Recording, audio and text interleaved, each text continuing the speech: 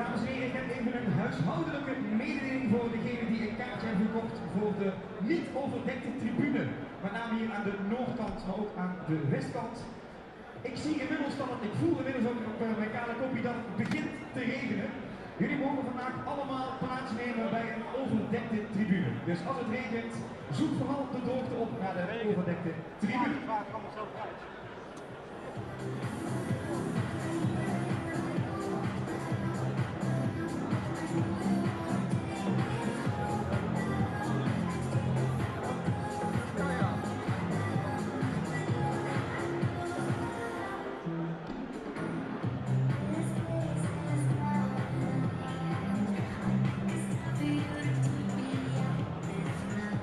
Een hele goede middag vanuit Venlo. U bent live verbonden met Stadion De Koel voor de 19e editie van de Herman Tewe Memorial. Een klassieker, een traditie in Venlo die vorig jaar niet doorging, maar nu door VVV in ere is hersteld. Een wedstrijd tussen VVV Venlo en een aansprekende tegenstander. En het mooie dit jaar is dat die aansprekende tegenstander ook uit Limburg komt, want dat is niemand minder dan Fortuna Sittard. Die ploegen gaan het tegen elkaar opnemen in deze 19e editie. VVV won hem 9 keer, verloor hem ook 9 keer. Helemaal in evenwicht. En voor Fortuna is dit de eerste keer dat zij aan deze wedstrijd deelnemen als tegenstander. U ziet het, toeschouwers in het stadion. Die hebben eerder vandaag al in het kader van de fandag van VVV al een en ander gezien. Van de selectie, van de trainer Rick Kruis. En dat zal ook na afloop van deze wedstrijd nog even doorgaan. Voornamelijk in het supporterscafé hier aangrenzend aan het stadion. Maar zo meteen is die wedstrijd. Het is voor beide ploegen de laatste test voor de start van de competitie. Die begint voor allebei de ploegen over een week. Fortuna natuurlijk in de eredivisie en VVV in de keukenkampioen-divisie. We wachten nog even op de spelers. Die gaan zich langzaam maar zeker melden bij de trap. De bekende historische trap van dit stadion. En komen er nu ook daadwerkelijk het veld op. Fortuna in het groen, VVV in het geel-zwart. Zoals dat natuurlijk hoort bij de thuisploeg. En dan gaan we maar meteen even de opstelling met u doornemen van allebei de elftallen. Te beginnen met de thuisploeg, getraind dus door Rick Kruis. Zijn tweede seizoen bij VVV. Hij heeft een nieuwe keeper onder de lat. Dat is de Boer, Jan de Boer, overgekomen van Groningen. Hij is de nieuwe sluitpost van VVV. Achterin 4 verdedigers, Lathouwers, Ketting, Roel Jansen en Simon Jansen. En dan zult u zeggen, Roel Jansen, inderdaad, Roel Jansen. Hij is op proef bij VVV, heeft geen contract. Dat zou zomaar kunnen veranderen op korte termijn. En Jansen gaat vandaag spelen tegen de ploeg waar hij vorig jaar en daarvoor ook al onder contract stond, namelijk Fortuna. Voor hem ongetwijfeld een bijzondere wedstrijd waarin misschien ook wel een contract te verdienen valt. Middenveld bij VVV, plek voor een aantal middenvelders natuurlijk. Voor Kluskens bijvoorbeeld, Semans en Sierra. Die vormen het middenveld. Alouche dan vanaf de linkerkant. En voorin Venema, die kennen we. En een nieuwe spits bij VVV, Kozidis. Hij werd gisteren gepresenteerd en maakt zijn eerste minuten bij VVV vandaag. Een Griekse spits, dat belooft wat. Daarover zometeen veel meer. Fortuna dan in het groen. Het zijn overigens nog niet de wedstrijdshirts. Het zijn tijdelijke shirts voordat Fortuna de nieuwe tricots gaat dragen in het nieuwe seizoen. En dan moet u bij vertellen dat Fortuna gisteren ook speelde. En daarom niet met de sterkste 11 aan de aftrap verschijnt. Wel met deze 11. Koolmans de keeper. Achterin Markelo. Hij is nieuw. Werd aangetrokken van Excelsior. Was transfervrij. Centraal achterin Nieling en Fofana. Linksachter Radic verwachten wij. Maar dat zou ook iets anders uit kunnen gaan zien. Middenveld met Özyakup. Ook de aanvoerder van dienst vandaag. Tashi en Belkir. En voorin van rechts naar links. Robben rechts, Gladon en Umaro Mbalo. Hoge rugnummers, maar genoeg kwaliteit bij Fortuna om er een hele mooie wedstrijd van te maken. Aanvoerders melden zich bij de scheidsrechter voor de TOS. Dat zijn dus Ketting en Özyakup. En dan gaan we zien wie deze editie van de Herman Tewe Memorial naar zich toe gaat trekken. Vorig jaar ging hij niet door. Verschillende redenen. Veiligheidsredenen, geen aansprekende tegenstander. Maar dit jaar als de Wiedeweerga een ere herstelt, die Herman Tewe Memorial. Vernoemd naar een clubicoon, speelde 217 wedstrijden voor VVV tussen 1948 en 61. Stond bekend als De Lange. Was een spits, scoorde dus heel veel. En zijn naam nog altijd aan de club verbonden met deze wedstrijd. De keepers melden zich bij de doelen. Voor Jan de Boer de eerste keer dus met zoveel fans in de koel. En aan de overkant Koopmans, ook gesteund door een aardig gevuld uitvak met fans uit Sittard.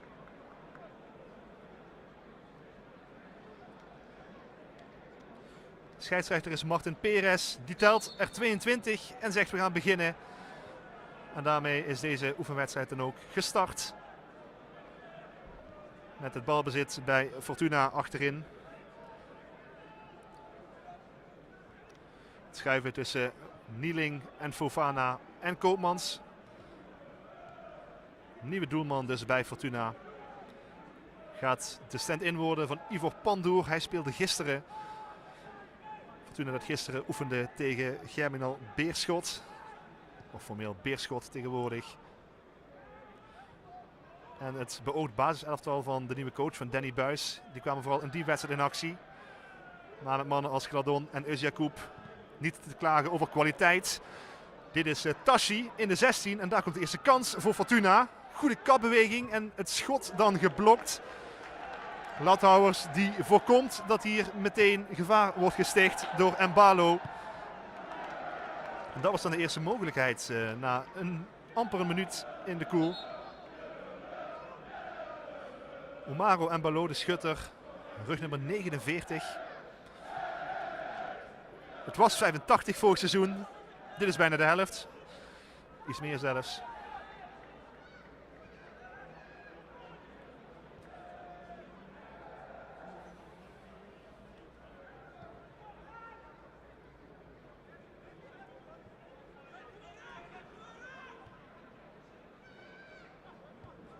Ketting naar Roel Jansen.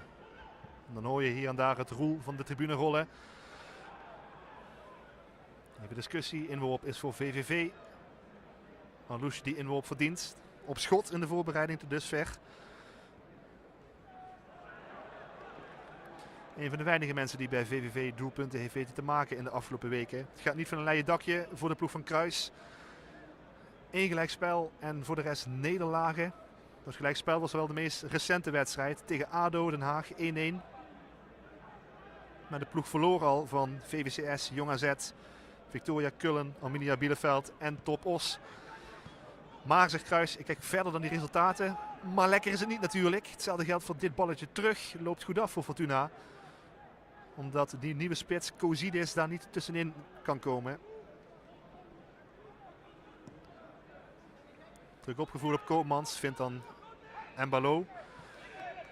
Maar Venema iets doortastender. En dan kan VVV misschien voor de eerste keer gevaarlijker worden. Die kans zit erin met Venema. Slim bedacht, maar net niet de afstemming. Dan is het Kluskens die fel erop zit. Maar Fortuna dat de balbezit houdt en door mag. Halve ingreep van Lathouwers. Tashi aan de dribbel.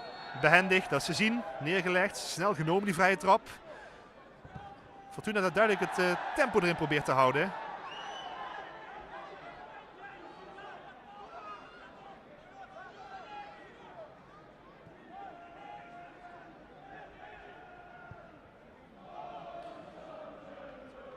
Ja, bij Fortuna dus een aantal mensen niet erbij.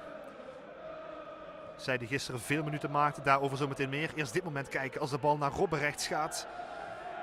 Ook een nieuwe link, komen van KV Mechelen. Komt niet in balbezit. Het is een druilerige zaterdag in heel Limburg, ook in Venlo. Hier en daar regen. Ook nu dwarrelt het langzaam neer op het veld.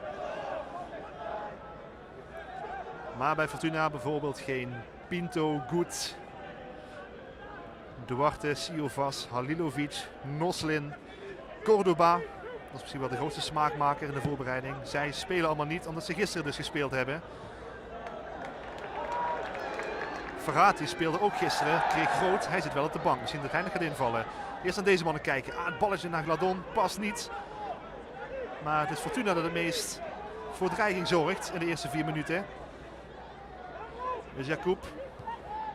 Slimme opening. Er komt een schot van Robbenrechts. Het is een voorzet. Het wordt bijna een doelpoging omdat Ketting ertussen zit. Robbenrechts probeert die bal terug te trekken. Vindt dan niemand. Maar de aanvoerder bijna een eigen doel. Maar het gebeurt niet en dan is het een goede ingreep.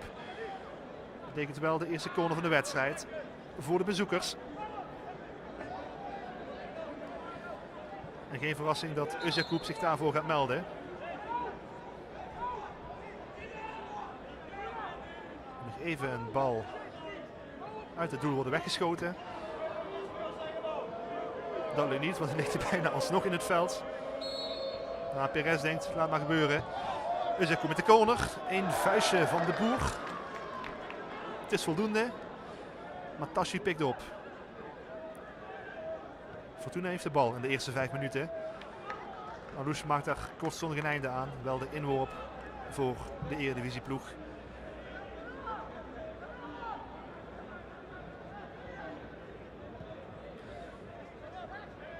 Het zijn bij Fortuna ook vooral jongelingen op de bank. Van de selectie alleen Verratti die daar nog zit. Voor de rest allemaal jongens die geen minuut hebben gemaakt in het eerste elftal. Bij VVV is dat iets anders, maar ook daar toch een uitgedunde selectie. Wel nog een proefspeler ook op de bank. Roeljans is dus op proef, maar ook Moreno Rutte. Hetzelfde geldt voor de Fransman en Sana. Zij gaan ongetwijfeld invallen. Sierra net niet, maar wel Alouche. En de ruimte ligt inderdaad op rechts. Daar is Venema. Dit ziet er heel kansrijk uit. Venema opportun. En dat is Nick Venema. En dat is dan de eerste doelpoging. Maar gepakt door Koopmans. Geef hem de ruimte, Venema. Dan schiet hij. Niet zoveel mis met die poging. Maar de hoek was lastig.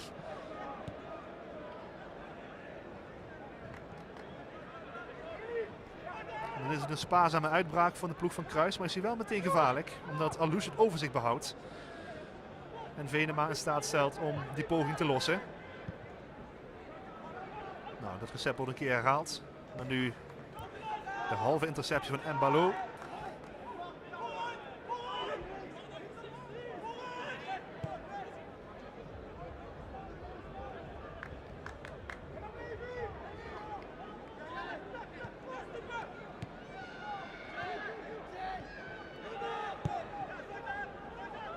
Natouwers terug naar zijn keeper.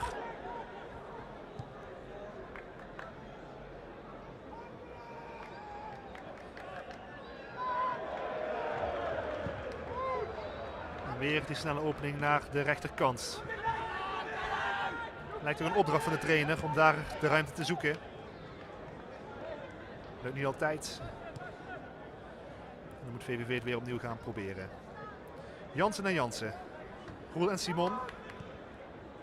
En een 1-2'tje achterin. Roel Jansen is op proef bij VVV. Kan zijn derde periode bij de club worden. Speelde 107 wedstrijden voor VVV. 196 voor Fortuna. En Venema ondertussen weer op avontuur. Het balletje binnendoor. Klopt veel, maar de eindpaas niet. Maar de bal blijft voor VVV.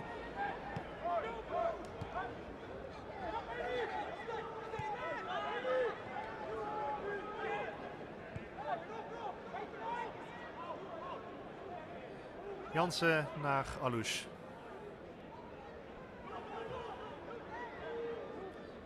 VVV dat 4 keer scoorde in de voorbereiding. Alouche de helft van die goals. Venema 1 keer en Sierra. Middenvelder werd overgenomen van Heracles. Debuteerde tegen ADO, scoorde direct. Hier een balbezit met rug nummer 8. Moet voor wat dynamiek op het middenveld gaan zorgen. VVV probeert toch vooral met een crossbal richting die 16. Fortuna dat het veld compact houdt, maar hier dan toch de ruimte gevonden. Dat is een hele goede beweging.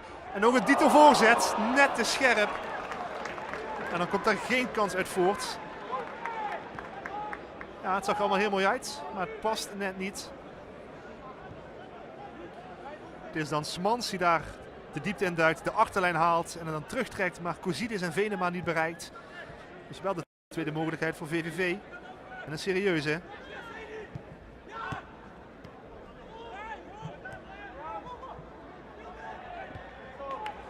Dit is riskant, want daar is Gladon ertussen en dan wordt dat een penalty. Ja, daar is weinig op af te dingen.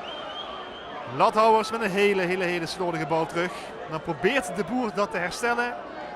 Dat is Gladon ook slim. Maar wordt hij overduidelijk geraakt door de keeper en dan is het een penalty. En dan krijgt Fortuna een uitgelezen mogelijkheid om zo meteen in minuut 11 de score te gaan openen. Een slordigheid achterin bij VVV en die wordt misschien wel heel duur. En Gladon lijkt van plan zelf die bal in te gaan schieten. Van dit Fortuna elftal geen één speler die een doelpunt maakte tot dusver. Maar goed, dat is omdat die basis dus vooral gisteren speelde. Gladon probeert hier zijn konto te openen vanaf 11 meter. Gladon tegenover de Boer en Gladon is de winnaar. Soeverein binnengeschoten, soepeltjes in de 11e minuut. De 1-0, de 0-1 beter gezegd. In de voor Fortuna. 11e minuut komt Fortuna Sittard op een 0-1 voorsprong. Doelpunten maken met nummer 11, Paul Gladon. Paul Gladon dus. Hij opent de score. Resoluut binnengeschoten. En dan is het toch VVV dat zichzelf een beetje de das op doet met deze actie. En Gladon die dat cadeautje dankbaar uitpakt. En zo is daar de voorsprong voor Fortuna. En dat is een unicum in de afgelopen weken. Want gek genoeg, ondanks dat de resultaten best prima zijn, gebeurt nog in één keer dat Fortuna de eerste goal maakt in een wedstrijd. Vandaag dus wel. De ploeg speelde de afgelopen weken onder meer tegen Millwall, waar werd gewonnen. Won van VWCS. Gelijke spelen tegen Eindhoven en dus gisteren tegen Beerschot. Een nederlagen tegen Standard Luik en Ween Wiesbaden.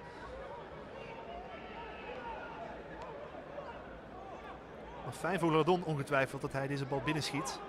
Want die voelt natuurlijk de druk van de nieuwe spits die Fortuna gehaald heeft. Dat is Kai Sierhuis. Hij nog niet bij de selectie, moet nog aan zijn fysieke gesteldheid werken. Speelde gisteren ook niet. Zit niet op de bank.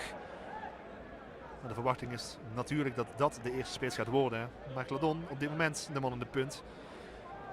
En dan kun je maar beter scoren.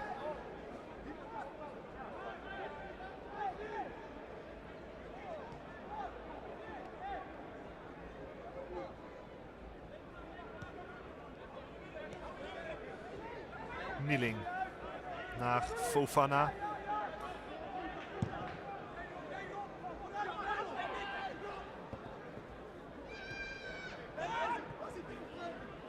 Lijkt erop alsof Fortuna met een soort van wingbacks speelt. Want Markelo aan de rechterkant en Mbalo aan de linkerkant. En dan driemaal centraal even opgesteld met Radic en Fofana en Nieling.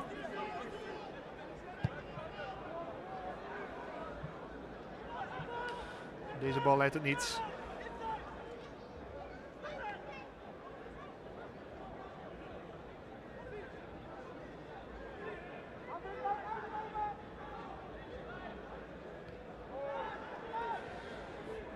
VVV probeert het vooral snel te doen in de omschakeling. Als de gelegenheid zich voordoet met Simon Jansen. Veldduel met Robben rechts. VVV had er wel de bal aan over, maar moet even terug.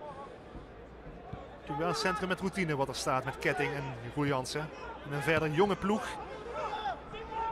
Er zijn ook wel wat spelers vertrokken natuurlijk. Ook spelers met grote waarde voor VVV. Daarover zo meteen meer. Eerst maar eens kijken wat dit oplevert als Alouche, toch een van de karttrekkers, die een vrije trap aan overhoudt. Kruis die graag wil dat zijn ploeg iets meer opschuift.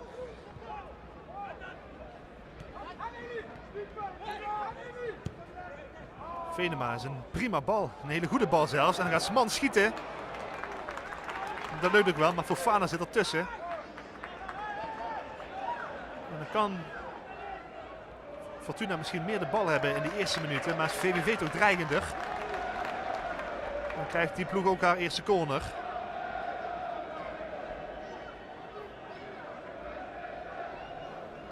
Dan gaat Alouche zich melden om die bal voor de goal te slingeren. Er is wel wat lengte natuurlijk. Met Ketting, Kluskens. En ook met die nieuwe spits, Kozidis, rug nummer 9. Hou hem in de gaten, komt niet aan de bal, want Fortuna verdedigt uit. Nieuw ingebracht. En dit lijkt mij een overtreding. Dat vindt Perez ook. En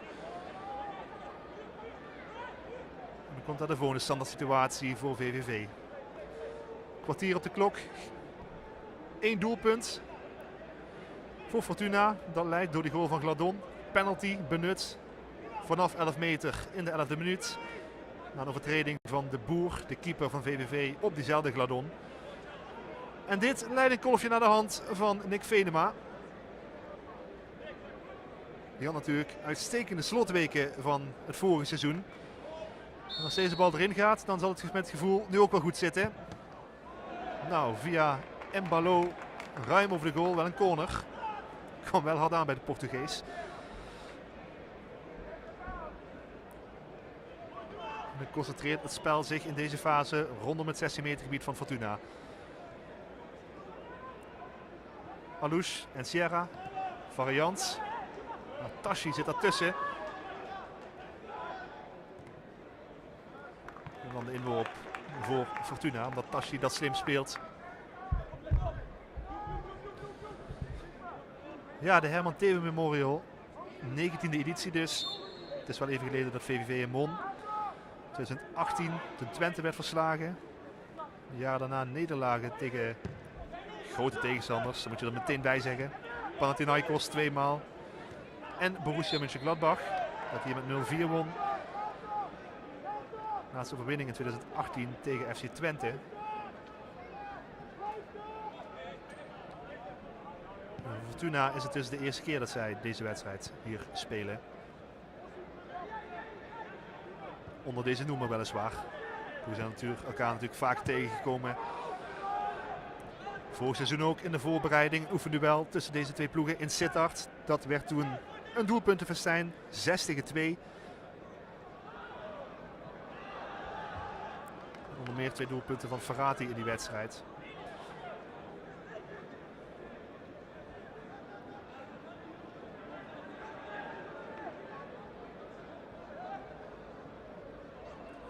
Venema, nee, Kozidis tegenover 3 Fortunezen komt daar wonder wel uit. Dan is er weer een overtal.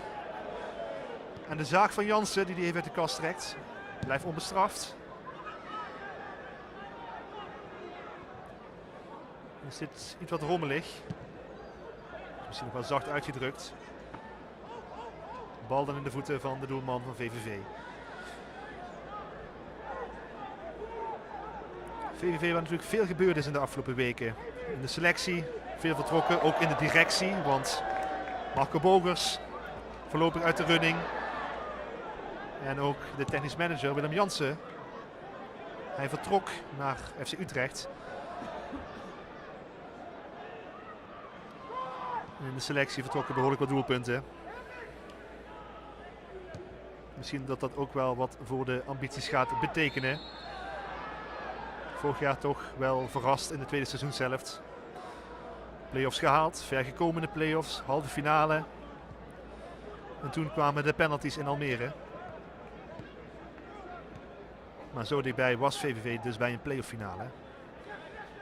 Geen jammerlijke mis met 4 missers in de polder toen het moest.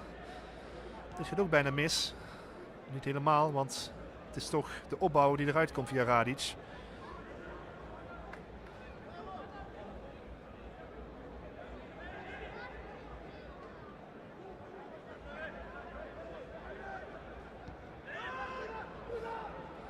Tashi komt veel aan de bal in de eerste 18 minuten.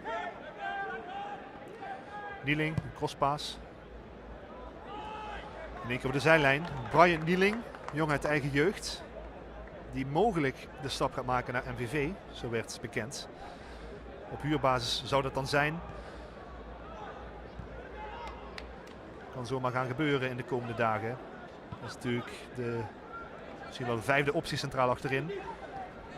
Weinig perspectief op minuten. En dan kun je op zijn leeftijd beter minuten gaan maken. Als dat zou gebeuren, dan zou het zomaar kunnen dat Nieling over een week weer hier op het veld staat. Want dan opent VVV de competitie tegen MVV. Speelronde 1 in de keukenkampioen-divisie. Limburgse clash meteen. Dat gaat gebeuren op zondag 13 augustus, 4:15.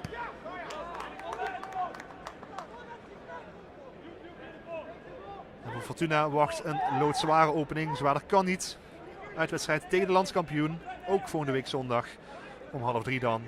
Naar Rotterdam, naar Feyenoord in de Kuip. Begint daar het seizoen voor de mannen van Danny Buijs. Die rustige indruk maakt in de dugout. Nog niet echt langs de lijn gezien. Nieuwe trainer.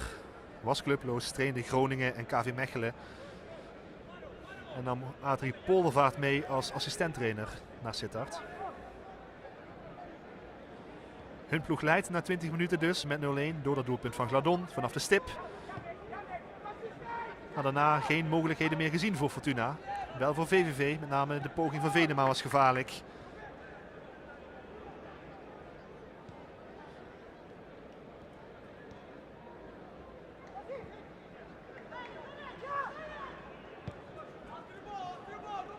Heel veel ruimte aan de linkerkant voor Mbalo. Wordt wel de diepte gezocht, maar niet door de man met de bal.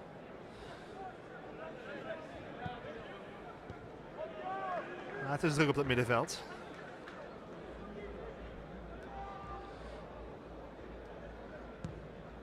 Dan maak je een lange bal richting Belkier. Probeert daar Gladon te ondersteunen. Maar die overname betekent dat VVV in de omschakeling misschien iets kan. De eerste baltoets van Alouche die is prima. Tegenover Markelo. Maar als je binnendoor is dat niet op maat. En dan ligt er misschien wel wat meer ruimte op het middenveld. Moet er wel snel gaan. Fortuna kiest voor het balbezit.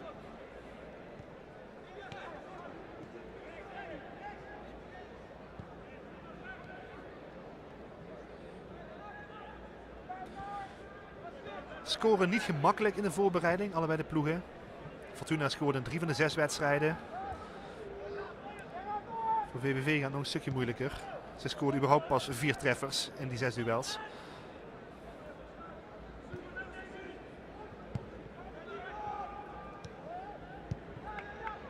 Maar goed, misschien ook nog niet op volle oorlogssterkte. Zeker VVV niet, daar zou nog wel wat kunnen gebeuren. En is afwachten wat de nieuwe spits gaat brengen. Kozidis. Wordt gehuurd van AEK Athene, Griekse kampioen.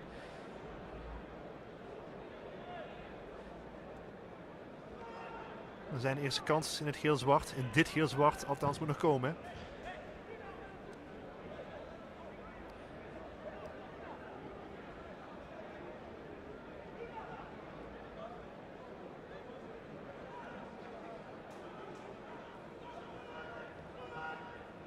Alouche dan.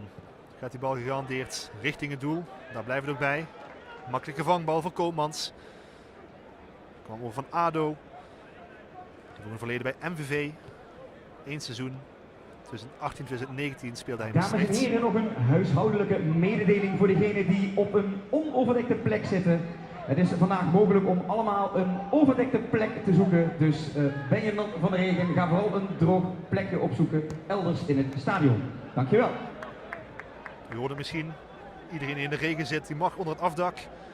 Want het regent weer. Er is nog plek genoeg. Maar er zijn een hoop diehards die al dan niet met paraplu toch gewoon blijven zitten waar ze zitten.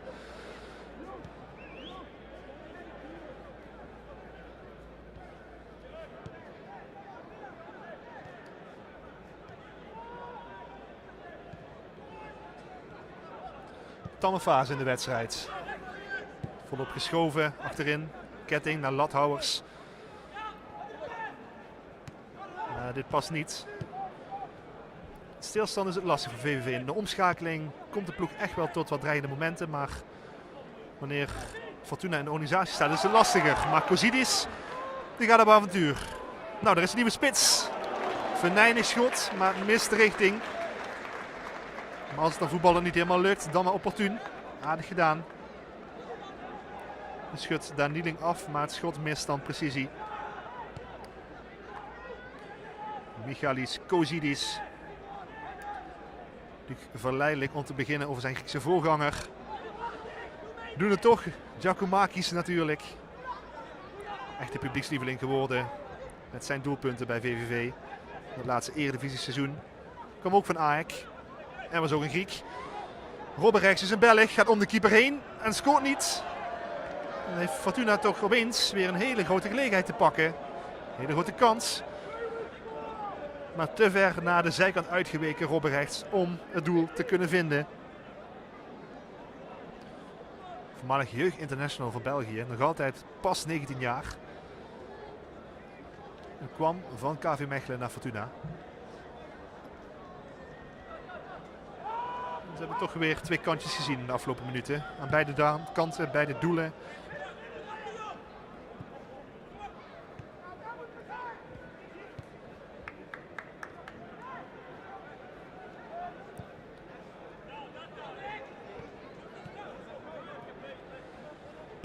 Özyakup. Komt nog terug van de blessure. Is nog ziek geweest ook. Geen ideale voorbereiding. Want onder normale omstandigheden ben je geneigd te zeggen, toch een basisspeler bij Fortuna.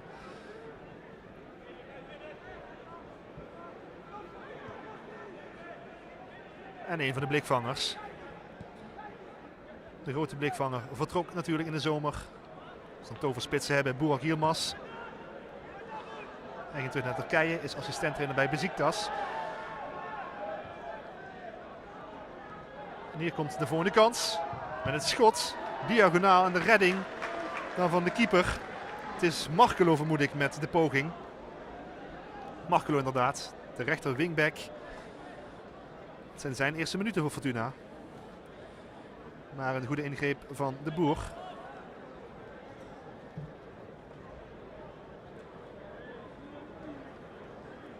Het was een tamme fase, maar de kantjes beginnen toch weer te komen. Ook voor deze Markelo. Tekende donderdag bij Fortuna. Excelsior was zijn vorige werkgever. Vorig seizoen in de Eredivisie. Hij mocht er transfervrij vertrekken. En is de backup van Ivo Pinto aan die rechterkant bij Fortuna. Druk op de bal. Maar dat wordt goed opgelost door Smans.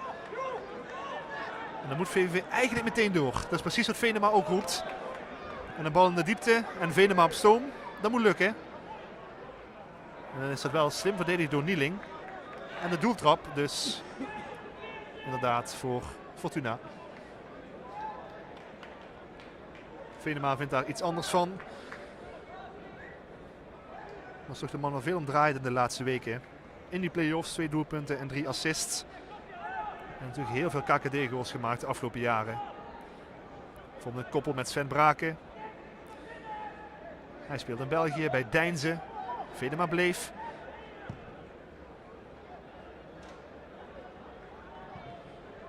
En Gladon bleef ook. En Gladon houdt hij de bal in Fortuna's bezit.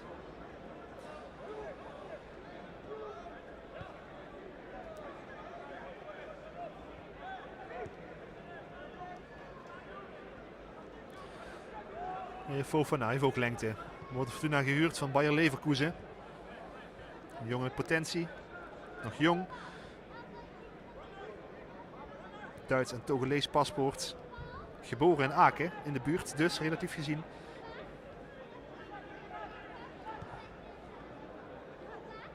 Fortuna dat behoedzaam te werk gaat. Het is best wel een aanloopje wat ze nemen, maar hier is wel ruimte voor Belkier. En zo'n bal met een stuit is dan lastig voor de keeper. Moet hij wel tussen de palen zijn, dat is hij niet. Maar ik begrijp dat Belkier het probeert. Had even wat ruimte.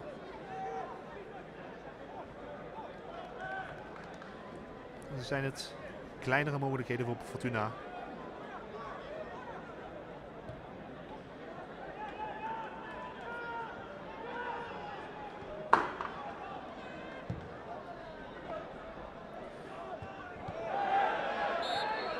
Duw in de rug van Fofana. Daar denkt hij zelf anders over, maar torpedeert dat toch zijn tegenstander. Dan mag VVV het spel gaan afvatten met Ketting. Sierra en Lathouwers. Die moeten het avontuur gaan opzoeken. Venema toch echt de rechtsbuiten. Niet in de punt met z'n tweeën, maar komt echt vanaf rechts. En nu is Lathouwers weg aan die rechterkant. En moet de bal in één keer voor worden gegeven door Mbalo. Duurt lang, kan nog altijd, maar VVV heeft veel mensen achter de bal. En dan is het moment allang voorbij. Dan doet Fortuna hier veel te weinig mee. En Mbalo in het bijzonder. Lijkt toch misschien wel kind van de rekening te worden, Mbalo. Misschien gehoopt op een basisplek, maar maakt het niet echt een case voor zichzelf op deze manier. Fortuna dat voorin toch lijkt te gaan spelen met Cordoba en Noslin. En dan vermoedelijk Gladon in het begin in de punt. Later Sierhuis, op het moment dat hij fit is. En dan is Mbalo veroordeeld tot een bijrol.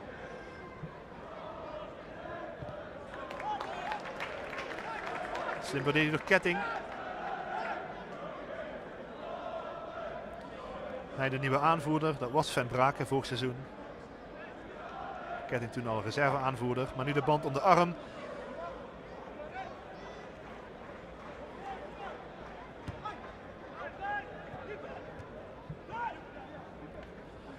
Radic. Een van de 3 Kroaten bij Fortuna. Naast Pandur en Halilovic. Zij spelen vandaag niet. Ze zitten ook niet op de bank dus, omdat zij gisteren speelden tegen Beerschot. Ook wel een stunt het halen van Halilovic door Fortuna. Kroatische middenvelder met verleden bij Barcelona, AC Milan onder meer. Dat is wel een tijdje geleden, maar toch. Iemand met status die binnenkomt.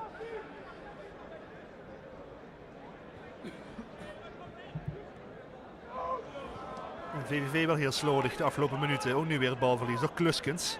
Tashi chipt in de 16 in. Gladon kopt, maar dat is te lastig. Te ver van het doel. Moeilijk te kadreren zo'n bal. Ze blijven beperkt voor Fortuna tot kleine mogelijkheden in de afgelopen minuten.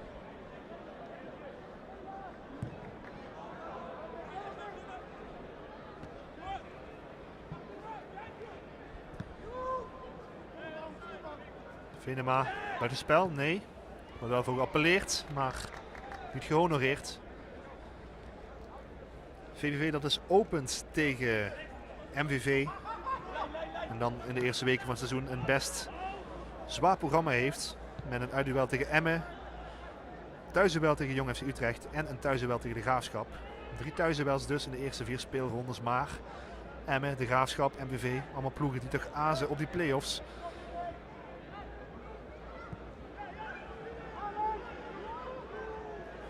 En genoeg werk aan de winkel voor Kruis en de zijnen. Deze Alouche zou dan een van de mensen moeten zijn die toch de kar moet gaan trekken. Het geldt helemaal voor Venema met dit balletje binnendoor naar Lathouwers. Goeie voorzet en een goed doelpunt. En dan loopt dat als een tierenlier. En dan is daar die spits, Kozidis. Dan heeft hij zijn eerste te pakken. Heel soepeltjes binnengekopt.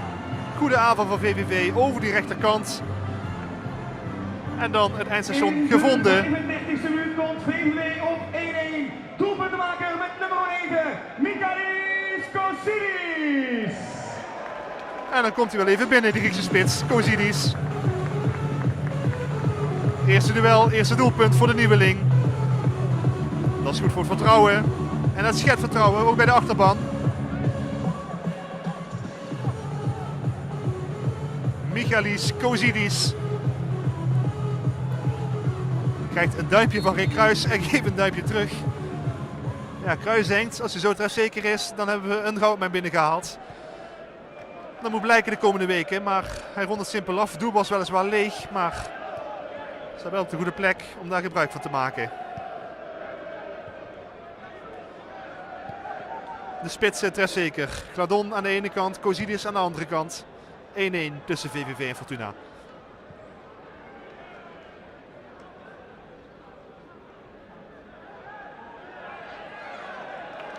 Ja, VVV heeft het vertrouwen gevonden, lijkt het. Voor van Jansen half eruit gehaald en helemaal gepakt door Koopmans.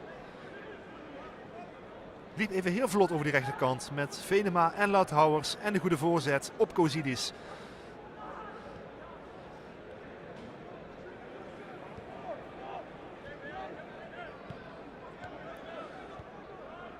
Aanvallend ook weinig alternatieven bij VVV. Allemaal jongelingen. Bartu, Matondo, Hegi, Tier. Het zijn voornamelijk jongens die vorig seizoen in de onder 21 speelden. Dat was wel een goed elftal. Die werden kampioen. En de stap naar profvoetbal blijkt dan toch vaak groot. Over groot gesproken. Dit is Kozidis. Bal verlengd. Soort van onbedoeld door Mbalo. Bijna daardoor Venema in stelling. Het is allemaal nog iets wat ongepolijst. Maar we hebben wel 2 doelpunten in dat eerste half uur gezien.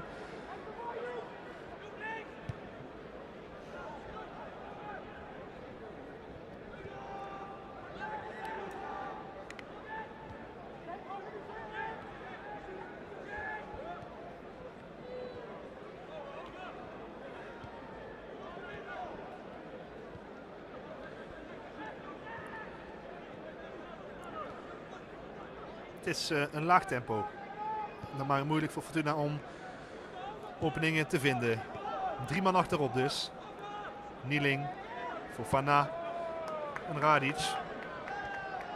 Nu hem toch ingespeeld. En dat is wel heel slordig verdedigd, maar het was ook buiten spel. Dus VVV krijgt de bal weer net zo snel terug. De persoon voor de Lathouwers. Er wordt ook ieder jaar een Jan Claessens Award uitgereikt door VVV aan het grootste talent van het seizoen ervoor. Als je kijkt naar dat lijstje, dan staan er mooie namen tussen als Willem Jansen, Niels Fleuren, Vito van Krooij, Simon Jansen, Levi Smans. Hij was vorig jaar de winnaar. En voor deze wedstrijd werd bekendgemaakt dat Tijmen Verheijen de award dit jaar gewonnen heeft. Aanvallende middenvelder, buitenspeler. Had een goed begin van het vorige seizoen, raakte toen geblesseerd. En nog altijd niet fit. Dat is wel iemand die VVV erbij kan hebben. Creatieve jongen vanaf het middenveld. Hij gaat vandaag dus niet spelen. Kreeg wel die award uitgereikt op het veld. Van de kleinkinderen, uit de handen van de kleinkinderen van Jan Claessens.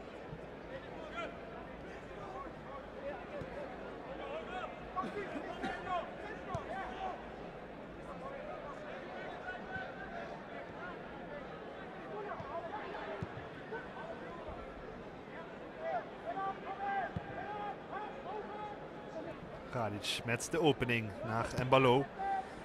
Ruimte gezocht. Ja, op snelheid zijn ze kwetsbaar achterin bij VVV. Maar eigenlijk nog amper momenten gezien dat Fortuna daar gebruik van maakte. Nu wel Bakir die duel wint. Jacob. Tashi. 20 meter. Veel VVV'ers daar. Maakt een schot eigenlijk onmogelijk.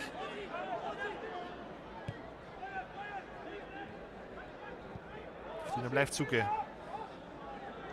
Markelo. Duel met Alouche. Veldduel. Markelo houdt daar het balbezit. Geen overtreding. Te makkelijk vindt Perez. En dan maar opportun naar Kozidis. Tweede bal voor VVV, voor Sierra. En een goede opening naar Venema. Hier zit wat in als het snel gaat. Overtreding gemaakt door Mbalo. Het zou een gele kaart moeten zijn. Maar scheidsrechters zijn nog wel eens coulanter in oefenduels. En dat geldt ook voor deze Perez. De competitie is dit gegarandeerd een gele kaart. Wel vanzelfsprekend de vrije trap voor VVV.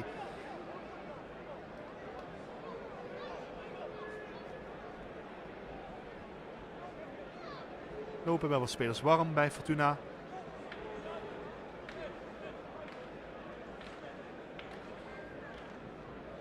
Die er ongetwijfeld later in gaan komen.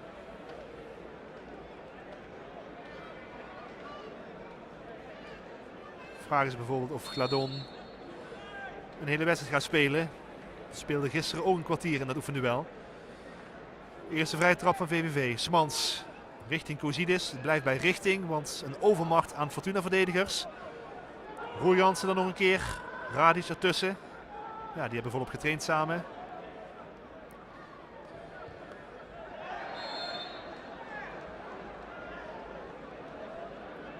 En dan is de bal voor Fortuna. De duel kabbelt voort richting de rust. 1-1. Het werd 0-1 vanaf 11 meter. Via de voet van Pogladon. En het hoofd van Michalis Kozidis, de nieuwe Griekse spits van VVV, zorgde voor 1-1. Een minuut of 5 geleden. En Fortuna dat toch vooral verzandt in een trage opbouw. Het is voor deze jongens, zou je zeggen, toch de laatste kans om Danny Buis van gedachten te veranderen. En toch te overwegen iemand een basisplek te geven volgende week. Want zoals gezegd, het basiselftal speelde voornamelijk gisteren tegen Beerschot.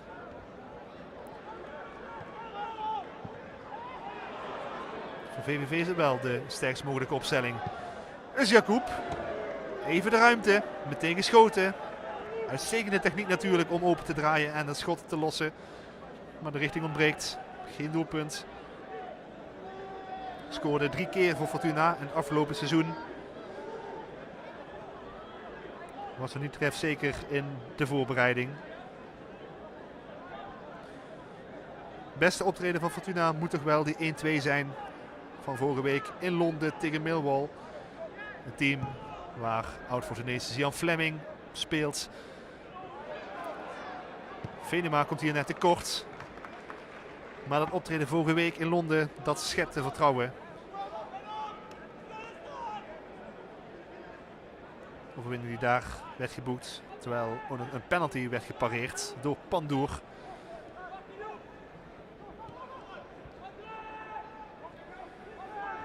Radic naar Nieling.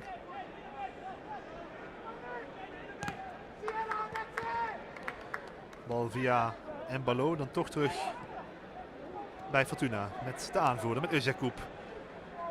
Die wil. Iedereen in de dekking op Marcelo na. En hij dan ook aangespeeld. Bal verlengd. Hier kan Gladon misschien nog iets mee. Nee, het is Ketting die duel wint. Die beter timed vooral.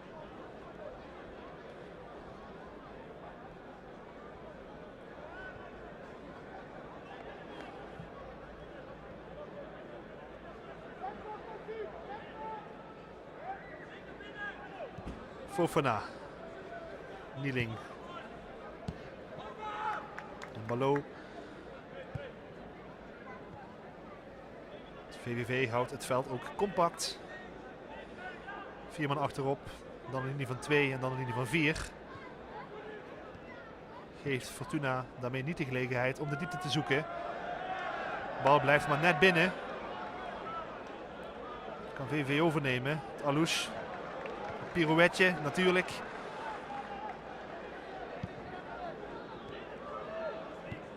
Dan de ruimte op rechts. Lathouwers, die zag dat Tristan Dekker vertrok.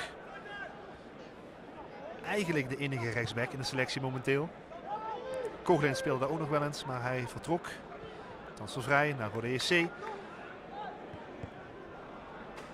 Wel dus Moreno Rutte op de bank als proefspeler. Dat zou nog een alternatief aan die rechterkant kunnen zijn voor Fortuna. Of voor VVV natuurlijk.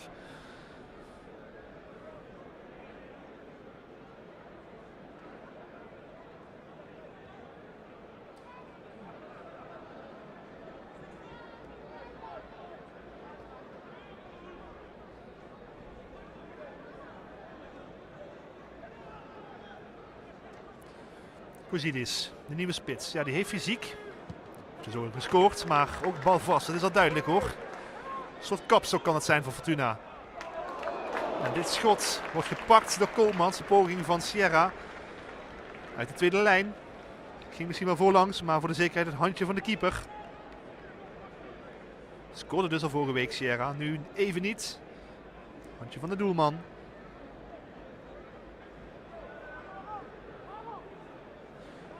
Wel nog de hoekschop daardoor voor het team van Rick Kruis. Alouche is de man van de standaard situaties. Ook nu. Het rechterbeen gaat daar de voorzet komen. Iedereen in de 5 meter. Als de bal dan naar buiten valt, wordt het lastig. Maar Smans kan nog oppikken. Maar VVV lijkt toch vooral die verdedigers weer achterin te willen hebben. In plaats van de bal opnieuw in te willen brengen. Gaat Smans nu alsnog doen? Leidt het. Kozidis wilde wel. Smans kiest voor de veilige optie.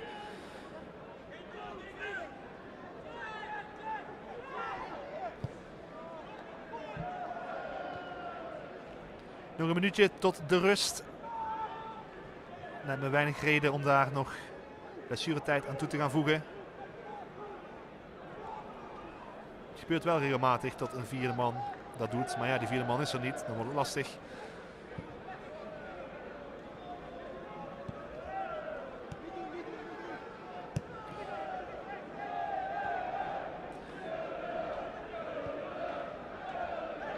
VVV aanhang hoort zich nog even. Hoopt nog op één kansje voor de rust. Misschien een laatste poging voor VVV om ook vandaag voor het eerst op voorsprong te komen.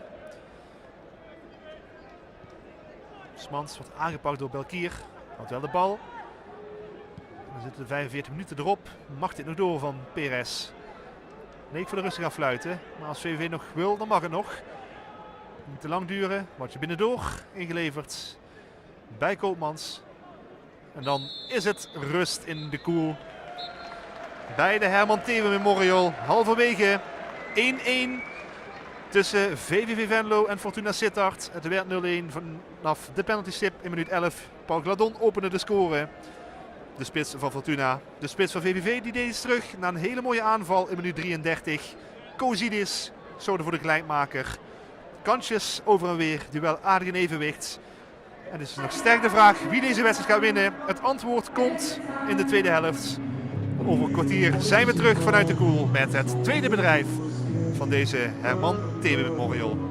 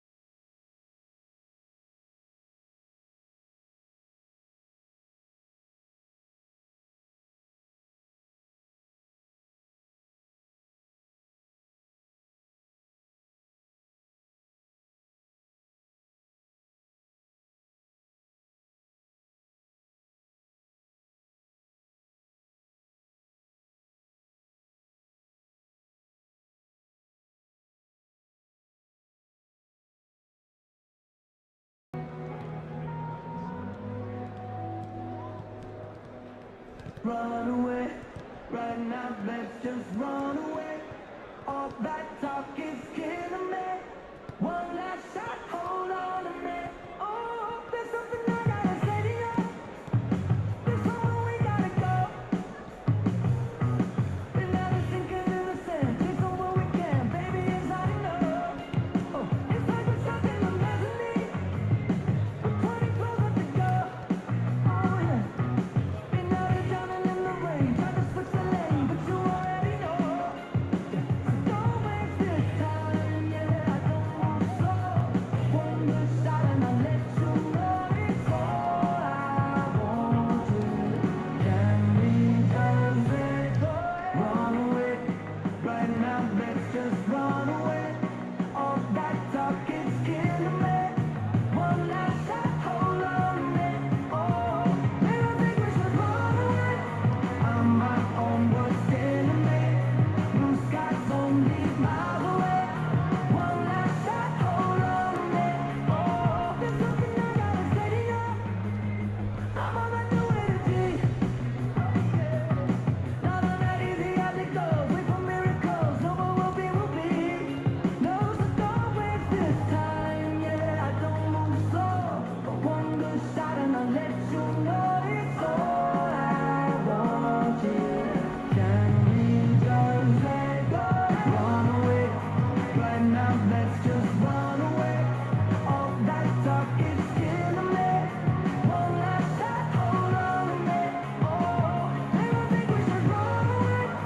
I'm my own worst enemy. Blue skies only miles away. One last shot, hold on a minute. Oh.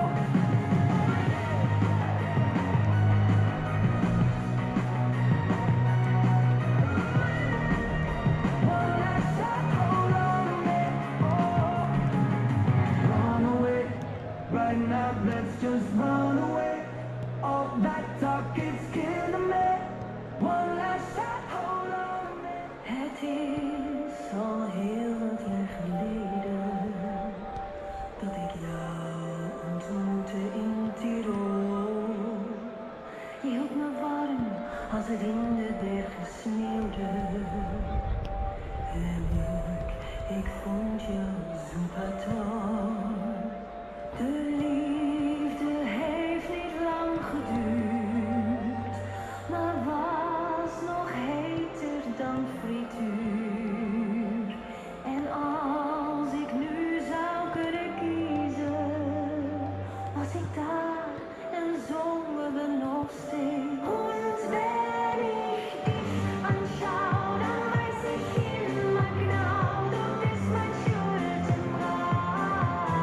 Die Liebe gabst du mir, ein und lang mit dir, und dann trinken wir. Denn als ich jung war und als ich dumm war, hatte Flügel wie ein Engel in der Wunderbar, bin ich deine Frau. Du bist mein Schuldenbrauch. Hey, I got 99 Luperlos, but you ain't one. Je ziet me met Chantal, I'm in Amsterdam. Gaan we lekker uit of ze stekken jouw woede. Op de Red Bull, staat dan over vloed cool, ey. Als de bakker net salmiak. Shoot een vrouw bij mijn bal gehakt. Percentages in mijn stad, uit een blik geen tap. Knal hem open, hoofd naar achter gebogen en gaan gat.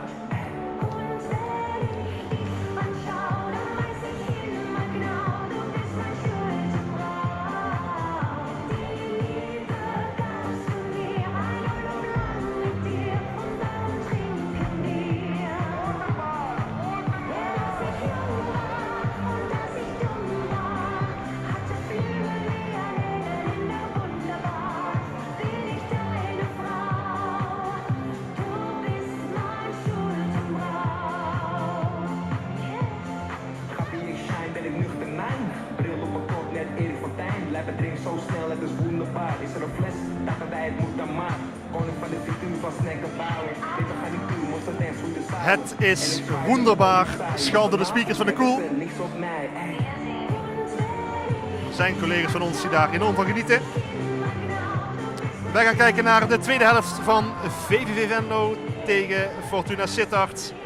De Herman Thebe Memorial. Editie 19.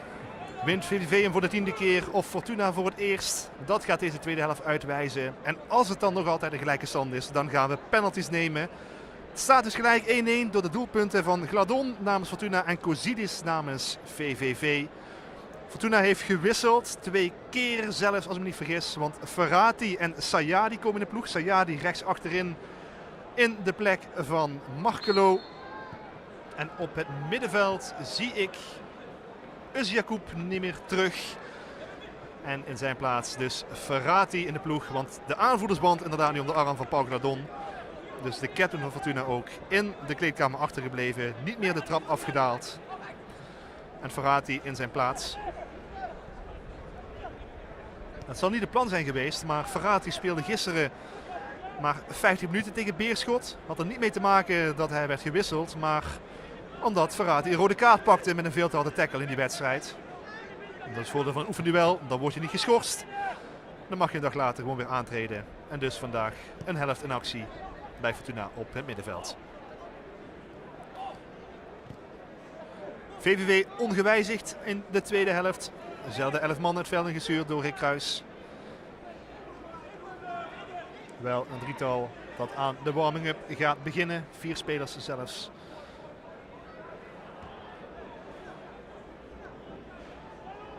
Wedstrijd aardig in evenwicht in die eerste helft. Kansen over en weer. Grote en kleine. Alle soorten en maten. In een duel waarin VVV met de sterkste 11 speelt. Maar natuurlijk wel een keukenkampioen divisieploeg is. En Fortuna de eredivisionist met het tweede elftal, voornamelijk het tweede elftal hier aantreedt. Althans, de reserves.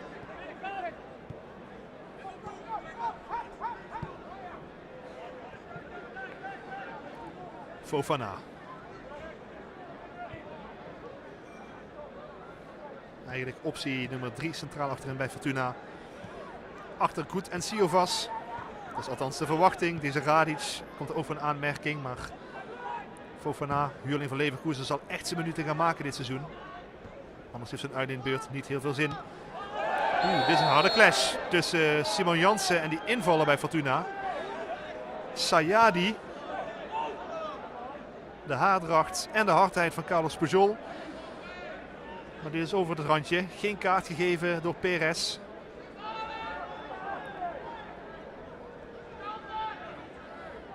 Sayadi sinds 2021 bij Fortuna. Speelde in de jeugd bij De Meren en Alphense Boys, heb ik me laten vertellen.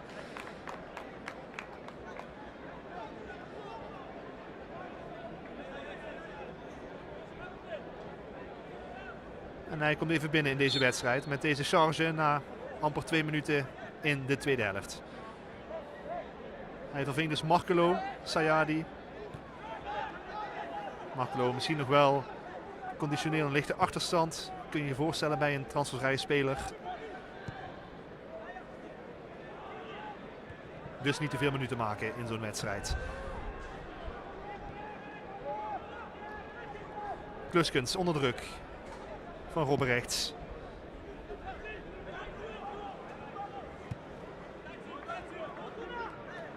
Lijkt alsof Fortuna het ook iets anders neerzet. Met Robben rechts nu meer vanaf de 10 en Belkier naast Gladon. Kan ook een momentopname zijn.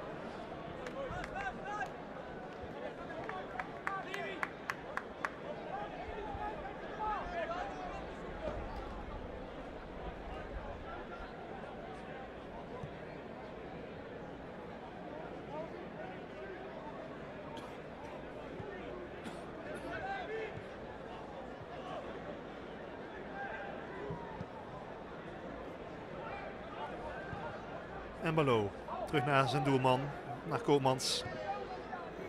Terugspeel wel op Koopmans, dat ging jammerlijk mis in de eerste oefenwedstrijd van het seizoen van Fortuna. Siovas toen de afzender. Bal in eigen doel. Tegen FC Eindhoven gebeurde dat. Die wedstrijd kon u zien via een livestream op onze online kanalen. Zoals we alle Limburgse clubs hebben uitgezonden de afgelopen weken. Ook MVV tegen OH Leuven. VVV tegen Victoria Kullen. En Rode JC tegen KV Oostende vorige week. En vanaf volgende week alle competitiewedstrijden zoals u dat gewend bent. Live te volgen via L1 Radio, Ere en Eerste Divisie. VVV, Fortuna, MVV en Rode JC. Alle wedstrijden live via de radio.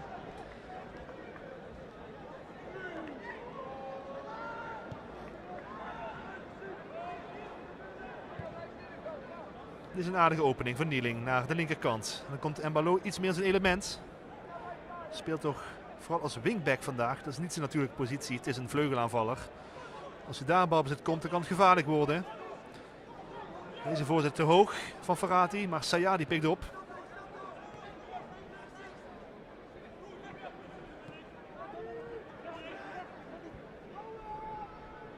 Het tempo toch te laag eigenlijk bij Fortuna. Al hele grote delen van deze wedstrijd. Ferrati zou daar misschien verandering kunnen brengen. Dat is iemand die natuurlijk wel dat tempo kan opschroeven. Als de pasen zoals deze van Robberechts onnauwkeurig blijken, dan kan VVV daarvan gaan profiteren. Venema op de brommer. Er staat daar Smans te wachten, komt daar de bal niet. Ongetwijfeld wel geprobeerd door Venema, maar misschien wel ingehaald door zijn eigen snelheid. En dit is buitenspel, ja. Gezien door assistent Van Dongen.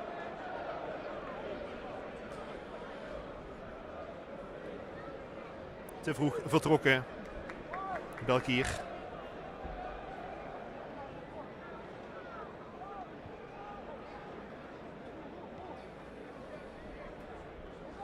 Zo heeft Kruijs het toch iets anders neergezet in de tweede helft.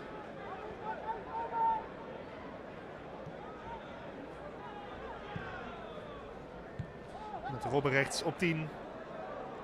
En Gladon meer naast, Belkier meer naast Gladon dan in de eerste helft het geval was. En ook Radic die regelmatig probeert in te schuiven op dat middenveld.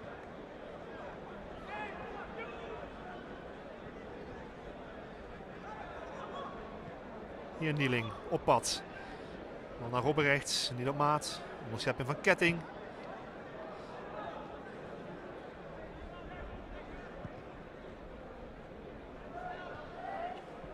Lange bal naar Gladon. Wordt verdedigd door Jansen, maar het was niet nodig, want het was al buitenspel. Dus deze ingreep van Simon Jansen doet er niet meer ter zake.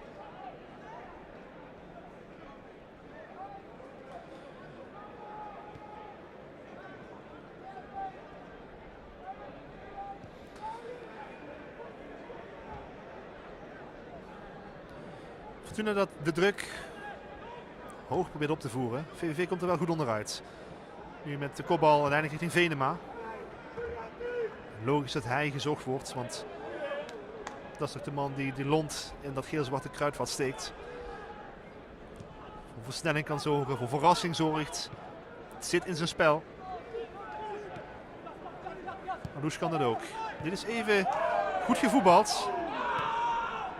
En dan wordt daar gekermd door Fofana. Leek het erop dat Jansen de bal speelde, maar daarna misschien nog wel zijn tegenstander geraakt. Die laat in ieder geval merken.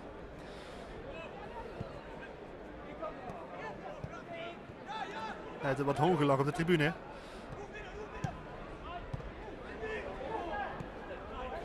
En daar ligt wel de ruimte voor VVV achter die wingbacks. Bij Alouche en bij Venema, maar nu ook even bij deze Sierra. En dat is een schot met Venijn. Een heel goed schot. Komans kwam er niet bij. Hoeft er niet bij te komen, want hij gaat aan het doel voorbij. Nou, eindelijk dan een beetje versnelling, verrassing in het spel. En het schot van Sierra.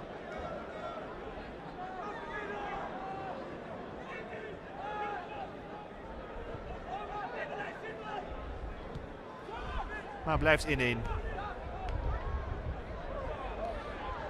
Weer Fortuna slordig. De ploeg levert veel ballen in op de eigen helft. Kluskens wint dan hier deze ziekenhuisbal ten opzichte van Robberechts. En dan Jansen. Zoeken naar Kozidis. Net te hoog. Kozidis. 1 kans, 1 doelpunten dus ver.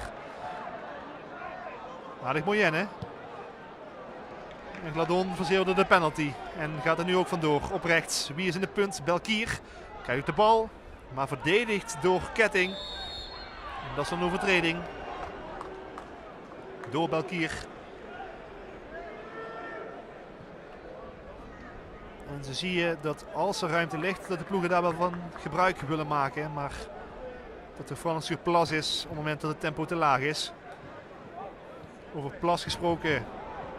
Plassen regen zo meteen, want het begint weer te druppelen in de koel.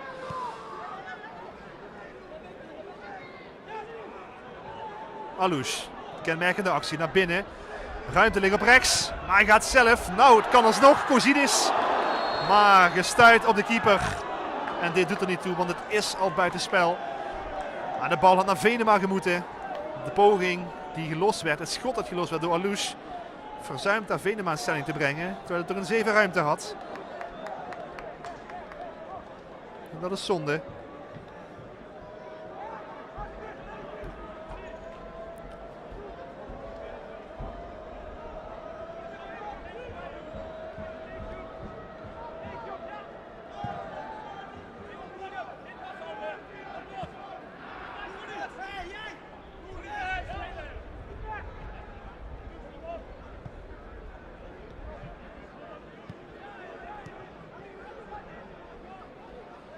Ferrati draait open en weg van Sierra. En daar is een Ketting. Die wint vrijwel al zijn duels dus ver, Ketting. En heeft er nu nog een vervolg, want deze bal richting Venema is goed. Vervolg niet.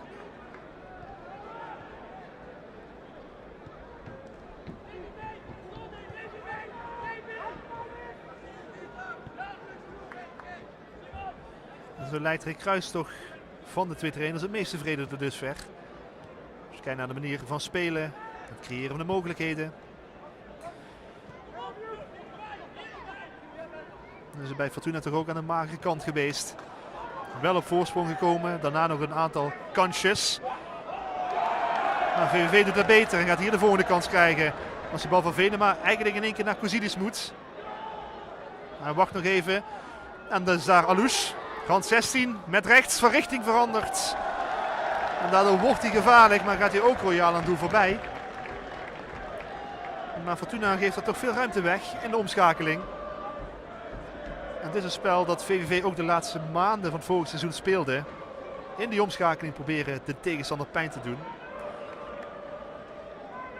Dat lukte vrij aardig in de play-offs. Wel nog een corner voor de ploeg uit Venlo.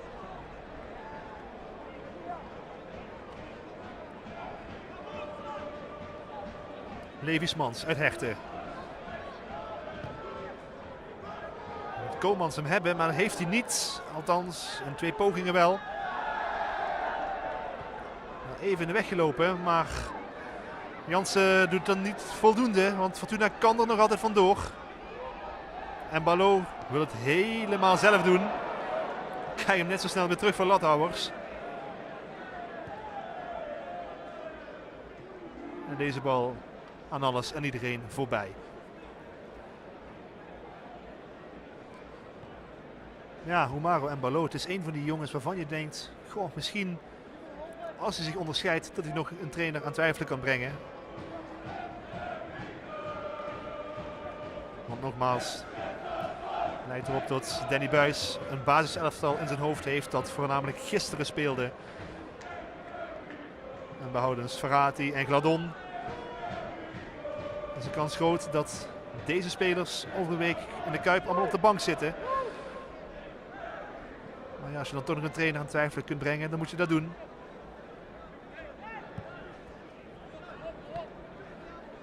Sayadi naar Fofana.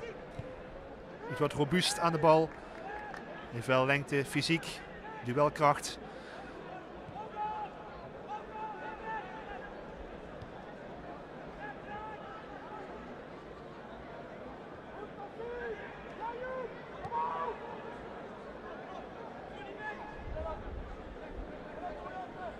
Bijna een uur op de klok. 1-1. De goals van Gladon en Kozidis zorgen voor die stand. In de wedstrijd met kansen voor beide ploegen. Misschien wel een lichte overhand voor VVV.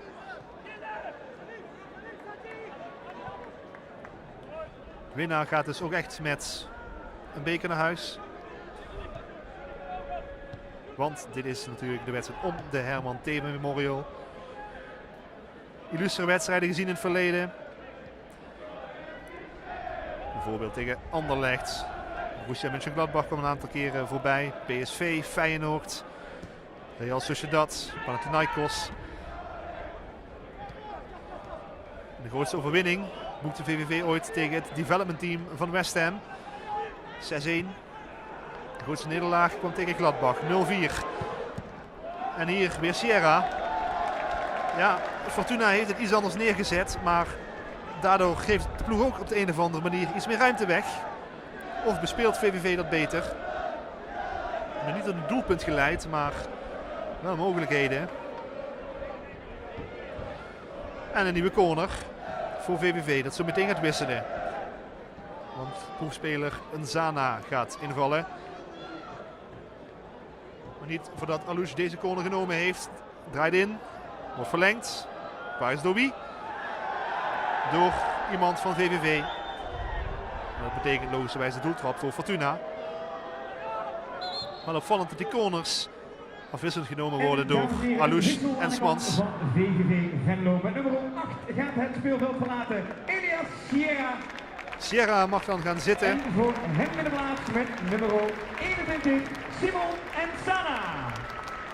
En Simon wordt uiteraard succes gewenst door Thales. Sierra naar de kant en Nzana in de ploeg. En Nzana is op proef bij VVV. Is een Franse middenvelder, annex aanvaller. Heeft wel wat stations gehad in zijn carrière. Lyon en St. Gallen in Zwitserland. Speelde ook in de vorige oefenwedstrijd. En mag nu opnieuw gaan proberen de staf te overtuigen van zijn kwaliteiten. Hier Nzana achter de bal aan. Met dat Nieling overneemt. En Fortuna weer balverlies leidt. Ja. Het zijn natuurlijk niet de echte sterkhouders die spelen, maar de slordigheden moeten toch een doorn in het oog zijn van de trainer. Fortuna het fel afjaagt, VVV dat er onderuit voetbalt. En Kluskens met een hele goede bal. Naar de rechterkant, Venema, geeft hem voor, hard, laag. Uitverdedigd door Fofana. Nieuw inbrengen zonder resultaat.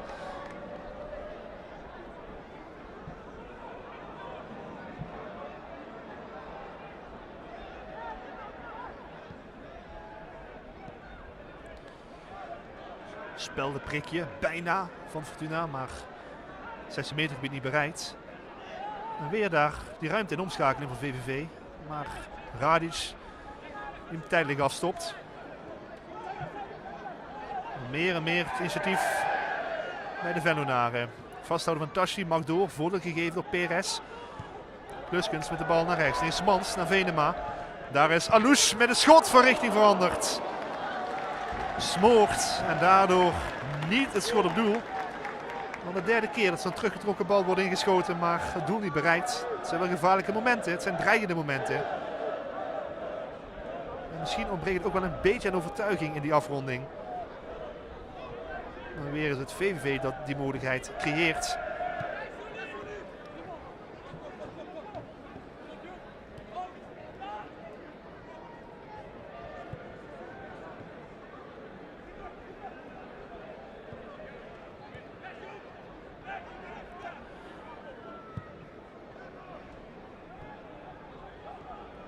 En Balo naar Ferrati. Nieling. Het zoeken naar vrije mensen. Worden niet gevonden.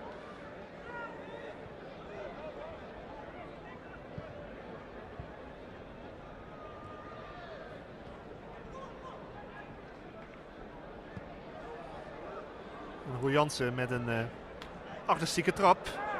Met succes. Want hier gaat Venema de 16 in. En dan komt hier een dot van een kans voor VVV. Venema zelf. En dan gaat hij aan de goal voorbij. Aan Kozidis voorbij. Krijgt ook Alouche hem niet. En dan is dit een enorme kans die om zeep wordt geholpen. Het scheelt niet veel, maar hij moet er eigenlijk in. Gezien dat overtal. 3 tegen 2. Het overtal van VVV. En Venema die hem keihard van langs rost. Daar laat VVV na de voorsprong te pakken voor de eerst vandaag. Dan blijft het 1 tegen 1.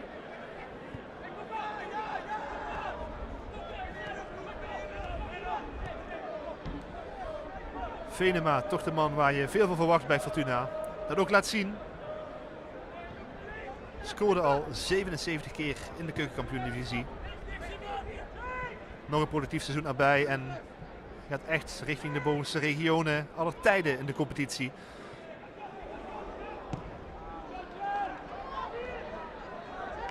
Hier geen risico genomen door Jan de Boer, door de keeper. Die eerst kwam naar VVV, toen we niet en toen we wel.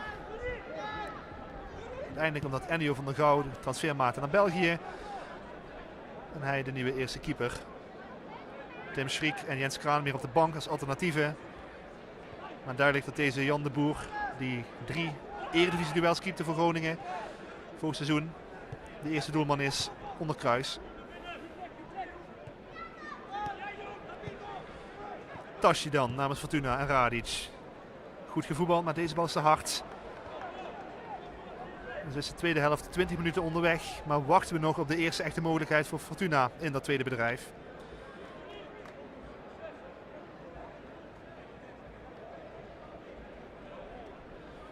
Er komen er zometeen meer wissels aan bij beide ploegen. Meneer Stan Hendricks zich opmaken voor een invalbeurt bij VVV. Hetzelfde geldt voor Milano Tier. En bij Fortuna gaan we zo meteen El Gardoui in het elftal zien.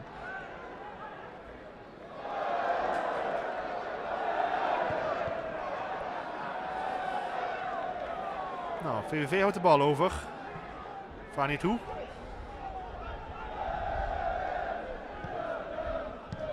Sana, de inspeelpaas op de spits, op Kuzidis.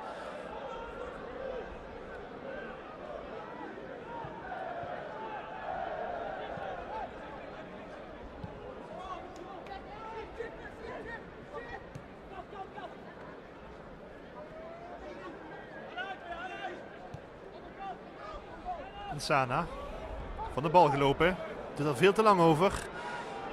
En dan gaat Fortuna omschakelen. Is deze bal te hard op Belkier? Leeft de aanval alsnog? Geen hands, wel voor appelleert, maar Roy Jansen met de handen letterlijk op de rug. Alsof hij onder vuur wordt genomen, dat gebeurt dan ook. Dat is natuurlijk nooit een strafschop. Armen strak langs het lichaam, van dichtbij aangeschoten hands. Daar kun je geen penalty voor geven. Wat een corner.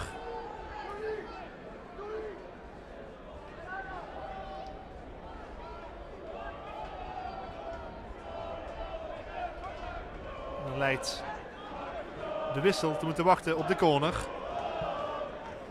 Die genomen gaat worden door Arianit Ferrati. Inswinger richting tweede paal. Kopballetje van Nieling. En dan gaan we wisselen. En, dames en heren, een dubbele wissel aan de kant van VVV. Bij VVV Hendricks en Bartoe erbij. Roel Jansen. Roel Jansen die gaat naar de kant. Stan Hendricks, ook centrale verdediger, in zijn plaats. 15, Stan Hendricks.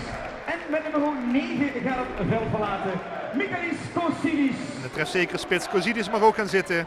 En voor hem Bartoe 23, Dekkan Bartoe. De aanval erbij. En ook een wissel aan de zijde van Fortuna Sittard. Met nummer 20 gaat het veld verlaten Mohamed Belkeer. En voor hem de plek met nummer 45, Tristan Schenkhuizen. En Schenkhuizen komt erbij bij Fortuna in de plaats van Belkier. Het heeft wat verschuivingen tot gevolg, want Mbalo is opeens rechter spits geworden van de linker wingback. Dat is nog wel een omzetting. Tasje vanaf de rechterkant, Robben rechts in de punt en Schenkhuizen gaat daar iets achter spelen. Middenvelder uit de eigen jeugd. Terwijl Fortuna alweer in de aanval is met Robben rechts aan de linkerkant. Ja, heel matig allemaal.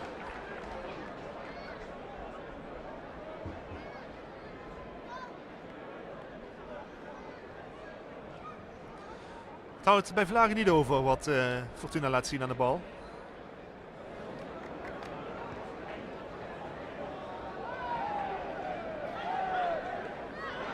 lijkt wel op dat misschien nog wel wat meer omgezet gaat worden. En tot de ploeg met 4 man achterop gaat spelen. Sejadi is nu linksback. Radi is aan de rechterkant.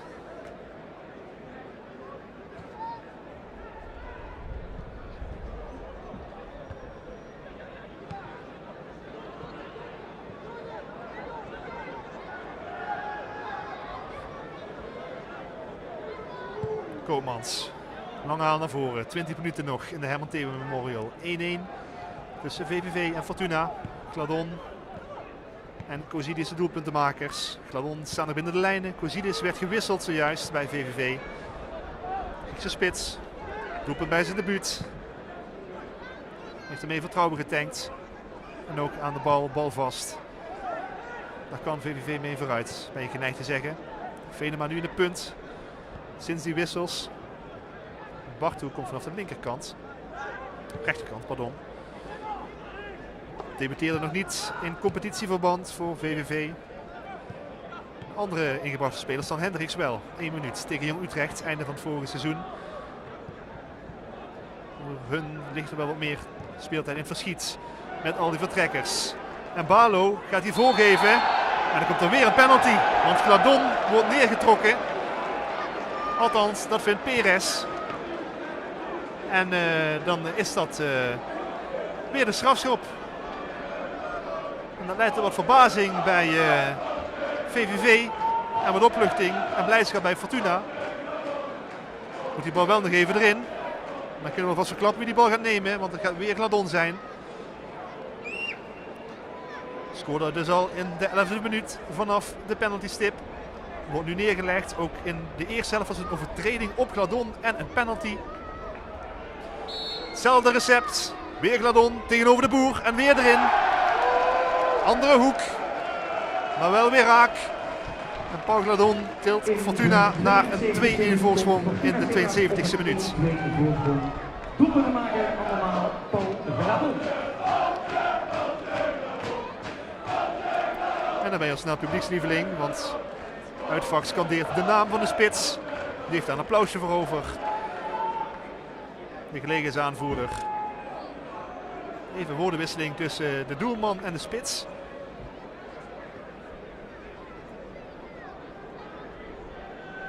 Maar 2 keer de keeper de verkeerde hoek ingestuurd. Door Paul Gladon en daardoor de 2-1 voorsprong voor Fortuna.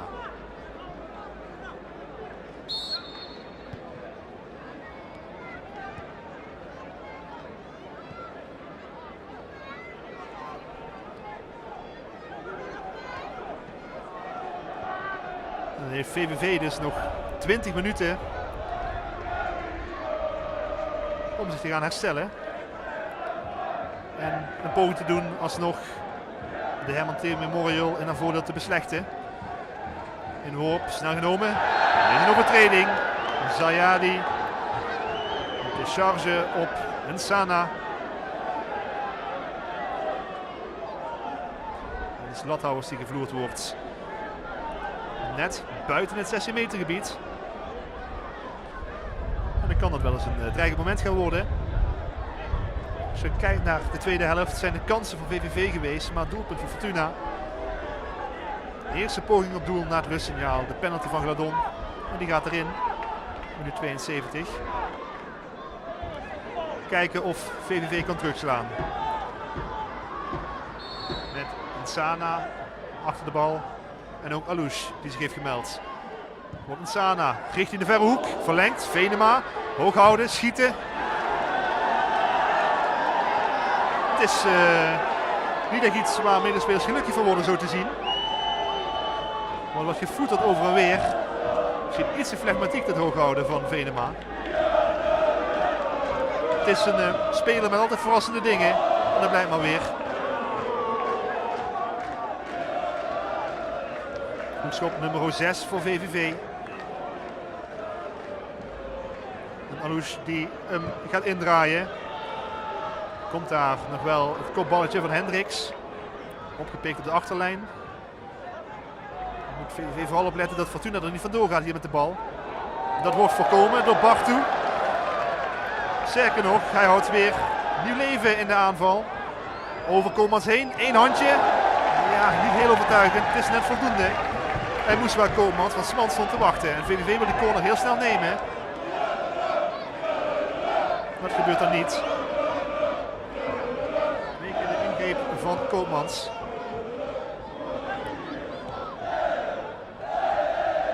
En VVV dat nog niet heeft opgegeven. Zo hoort het ook. Simon Jansen, goede voorzet, verlengd door Kluskens. Maar niet verraderlijk genoeg om Koopmans echt in de problemen te brengen.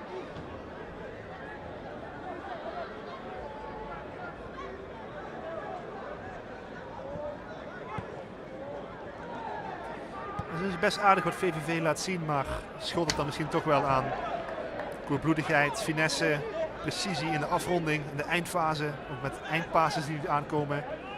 Gaat het daar mis. Er zijn ook wel wat doelpunten vertrokken natuurlijk bij de ploeg. De helft van alle doelpunten voor vorig seizoen. 28 van de 56. Nou, het vertrek van Braken, De Boer en Huisman. Dus de vraag stelt zichzelf. Wie gaat voor de doelpunten zorgen? Jansen naar Bartou.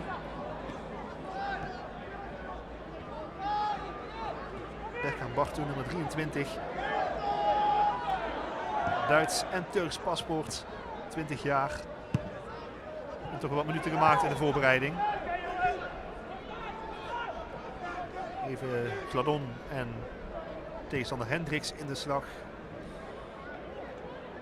VVV heeft de bal alweer.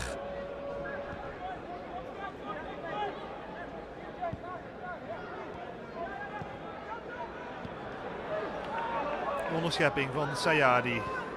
Schenkhuizen.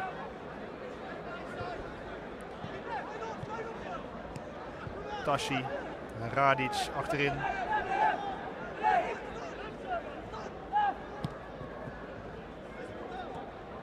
Tot onverlengd. Doet het wel bij de spelpositie. Ja, ijzig kalm in beide gevallen vanaf 11 meter. Paul Gladon. Dat is het verschil tot dusver. Die twee penalties. Verder onder elkaar qua niveau niet zo heel veel. Is VVV misschien wel de betere ploeg. Maar is Kluskens hier te laat. Daar moet je kaart voor geven. Ja. Kan Jogen de vriendschappelijk duel niet omheen. Dat weet Kluskens. Op de bon bij Perez.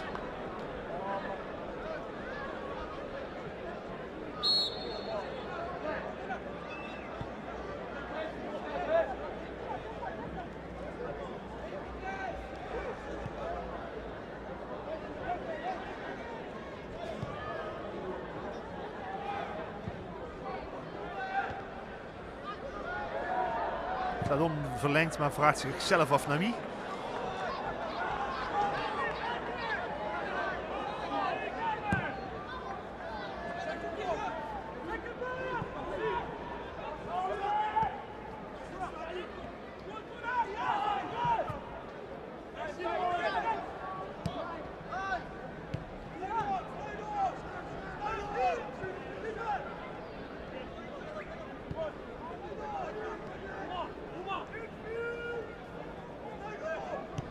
Radic.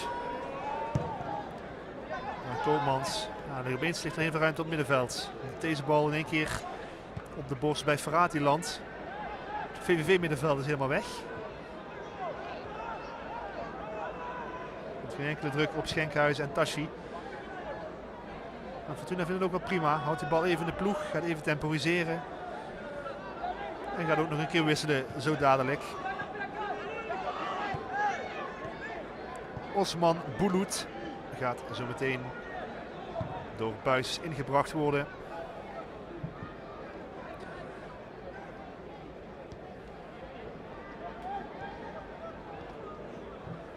Deze Nsana niet echt iets verrassends kunnen laten zien in die minuten dat hij de kans krijgt vandaag.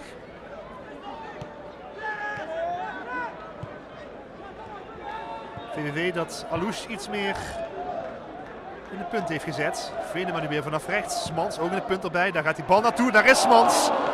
En er is niet de gelijkmaker. Ontbreekt aan de richting, maar prima voorzet vanaf rechts. En dames en heren, Hij is klein, maar hij komt wel. Fortuna Sittard. Gaan er door Met voorbij. nummer 39 gaat het veld verlaten Milan Robrechts. Voor hem in de plek met nummer 16 Osman Bulut. En daar is dus de wissel bij Fortuna. Robrechts eraf. De linksbuiten. En Bulut erbij. Uit een jeugdelftal van Fortuna. 18 jaar. Defensieve middenvelder. Dan zal Tashi waarschijnlijk naar de vleugel gaan verhuizen. Of gaan ze toch iets anders doen? Lijkt op dat hij in ieder geval centraal gaat spelen, Bulut.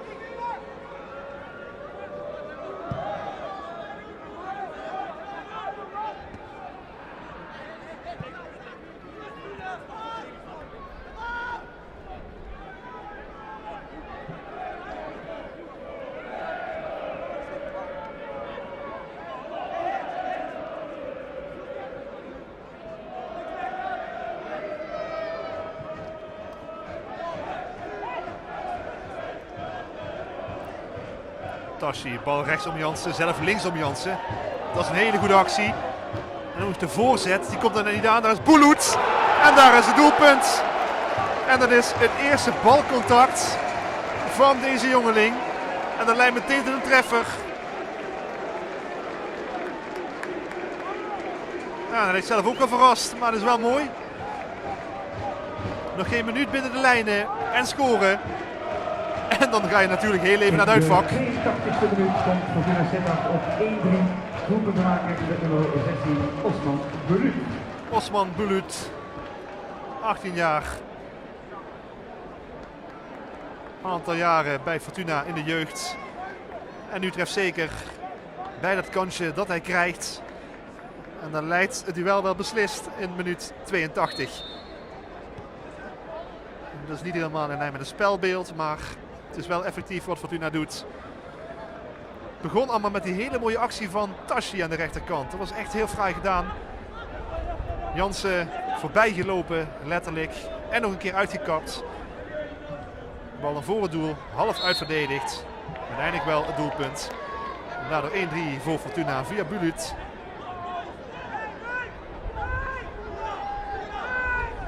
Wel leeg binnengeschoten zo in de verre hoek, in de kruising.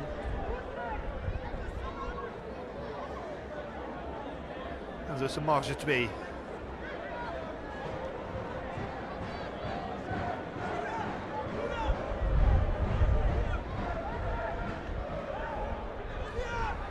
(1-3) dus, door die goal van Bulut. En een vrije trap voor VVV. Ja, de kopbal. En de goal van Ketting. En dat is nog niet beslist. Achterwaartse kopbal. De hand nog van Koopmans, maar hij zit gewoon erin. Dat is de captain die VVV nieuw leven inblaast met deze rake kopbal. Geen Ketting. En in de 83e minuut. En dan scoort VVV voor de eerste keer deze voorbereiding meer dan 1 doelpunt in de wedstrijd.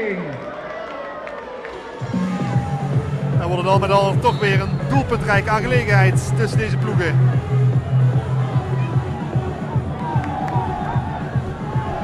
Die 6-2 van vorig jaar, dat wordt een lastige aangelegenheid, maar toch weer 5 doelpunten op de teller. En wie weet wat er nog komt in de laatste 7 minuten plus blessuretijd.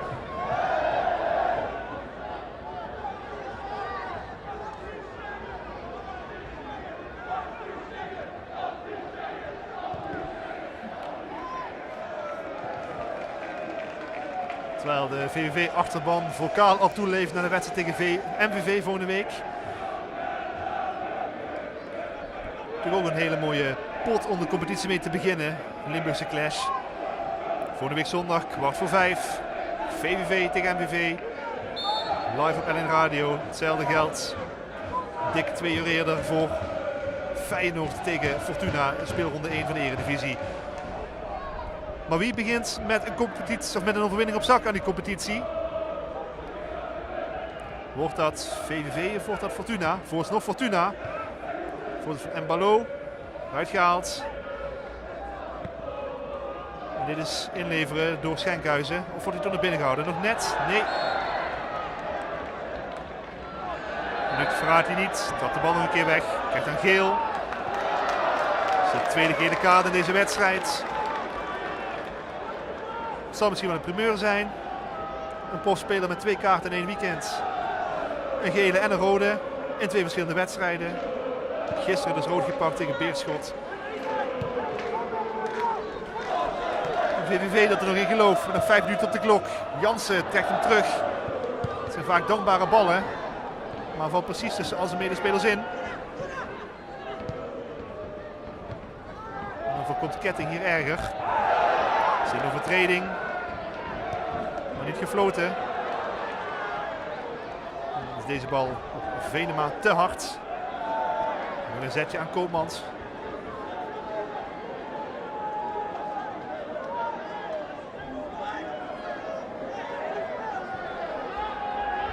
En dames en heren, zoals vooraf gecommuniceerd is er na de wedstrijd een heuse handtekeningensessie voor alle spelers van VVV Venlo. Deze worden zometeen na de wedstrijd gegeven op de locaties Fanshop, Voetbalcafé en natuurlijk ook het Fancafé. Er mag op handtekeningen gejaagd worden straks. Wij gaan nog even op reacties jagen naar de wedstrijd. Die ziet u online op inlimburg.nl straks van beide kampen. In ieder geval de trainers en een speler met een visie op dit duel. VVV wisselt nog een keer. Dus Milano Tier die nog minuten mag gaan maken.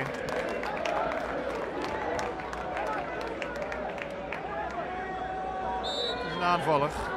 En dames en heren, een wissel Kluskens naar de kant. VVV Venlo. Met nummer 12 Alles heeft of het veld niets. verlaten Joep Kluskens. Voor hem in de plek met nummer 33 Milano Tier. En ook Milano wordt natuurlijk succes gewenst door Thales. Er staat een heel aanvallend VVV op het veld met alleen Smans en Zana als middenvelders. Terwijl het ook aanvallend ingestelde middenvelders zijn.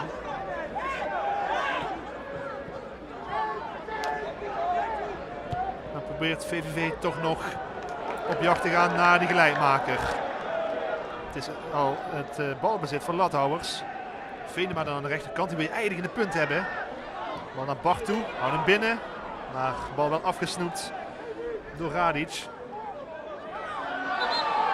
Dan wil Fortuna opnieuw wisselen. Wordt toegestaan door Perez. En dames en heren, nog een wissel aan de kant van Fortuna Sittard. Met nummer 34 gaat het veld verlaten Tunahan Taski. was Voor hem Tashi in de naar de plaats kant. met nummer 48 Rayan El Gardi. En Rayan El Gardoui komt in het elftal. Ook dat is een jeugdspeler.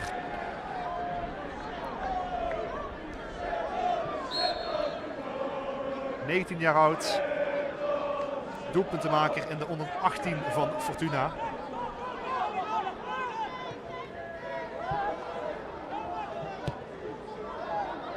Maar Fortuna zal toch vooral gaan verdedigen in die laatste minuten. Zal die prijs willen pakken. Zal de overwinning willen grijpen. En is hard op weg met een 2-3 voorsprong. En nog 2 minuten te gaan. En dan wordt deze bal zo ingeleverd. En is daar Bartu met de kapbeweging. Komt er nog een vervolg. Venema van 16. Sayadi ertussen. Toch nog de voorzet. Aardige bal richting Tier. En Sana. Ja, veel wisselingen bij VVV met al de nieuwelingen op het middenveld in de aanval. Ontbreekt misschien een automatisme. Toch nog de bal cross voorgegeven. Maar Smans vindt daar even niemand. Fortuna plooit terug. Dikke minuut nog officieel. Lathouwers pompt erin. Richting Smans is niet de langste. Af van de bal bijna van Venema. Dan alsnog Bartu met schot. Heel even de ruimte, maar niet de controle om die bal te sturen.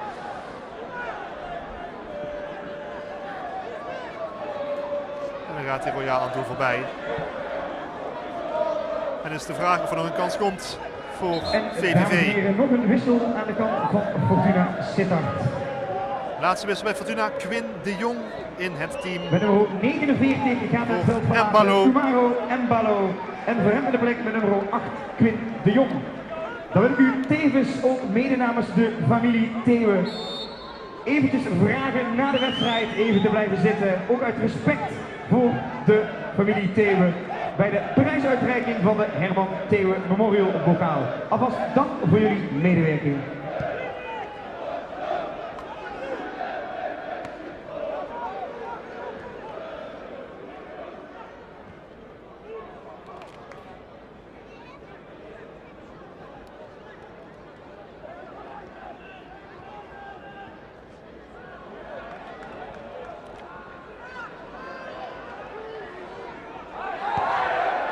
Oh, dat is een opstootje. Er wordt een schot gelost, maar ondertussen wordt het onvriendelijk met Verratti. Onder meer. En Smans. Niet gezien wat daar precies gebeurde, maar met elkaar in de clinch. Dan gaat Perez dan iedereen even bij zich roepen, de boel sussen. Ja, als je kaarten gaat trekken, dan is het voor Verratti niet een rood, maar een donkerrood weekend. Blijf bij een vermaning. Lijkt me. Terwijl de blessuretijd is ingegaan ondertussen.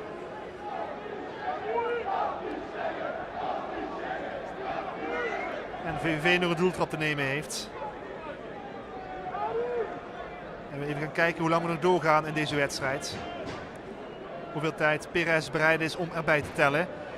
Dat is voor VVV van groot belang natuurlijk. Om nog een doelpunt te kunnen maken. 2-3 de voorsprong nog altijd voor Fortuna. Een ketting. Met de bal naar Lathouwers. Diepte gezocht bij Smans. Diepte gevonden, maar Smans zelf niet. Die moet dan fysiek wel aangaan. En dan komt hier een kans voor Tier. Nou.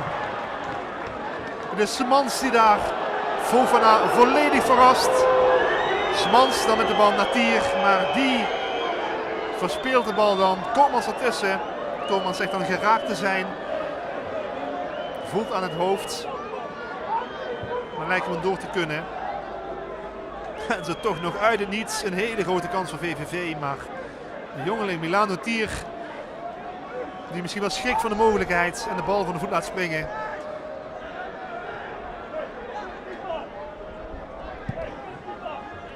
En dan blijft het 2-3. Maar voetballen we nog steeds. Cladon. Kop door. Richting die invaller El Gardoui. Het is buitenspel. Het is nogmaals een vrije trap voor VVV. Heel veel discussie wie die bal gaat nemen. Dat is allemaal tijd natuurlijk. De bal naar Tier. Komt hij aan de bal, half. Het is Fortuna dat uitverdedigt. En ook vooral de bal wegrost. Vrouwen en kinderen eerst. Voorsprong vasthouden. Lijkt nog een minuutje door te mogen van Perez. Radisch met een kopduel van Smans. Ja, dat zat er wel in. En Sana en Simon Jansen. Nog een keer het zoeken. Overtreding gemaakt. VVV komt door. Maar de vrije trap niet op de juiste plek genomen. Eigenlijk had Perez er überhaupt voorle moeten geven. De bal naar Venema. Goede baltoets.